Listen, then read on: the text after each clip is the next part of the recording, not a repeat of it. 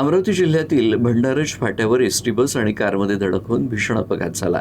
या अपघातात दोघांचा जागीच मृत्यू झाला तर 2 जण गंभीररित्या जखमी झाले. मिळालेल्या प्राथमिक माहितीनुसार बस चालकाचं नियंत्रण सुटल्यानं बस समोरून येणाऱ्या कारला धडकली. या धडकेत कारच्या पुढील भागाचा पूर्णपणे चुराडा झाला. अपघातानंतर परिसरात एकच खळबळ उडाली. स्थानिक नागरिकांनी तातडीनं मदतकार्य सुरू केलं आणि जखमींना बाहेर काढलं. जखमींवर अंजनगाव सुरजीतील ग्रामीण रुग्णालयात उपचार सुरू आहेत. मृतांची ओळख पटवण्याचं काम सुरू असून पोलिसांनी घटनास्थळी पंचनामा केला आहे. पुढील तपास सुरू आहे.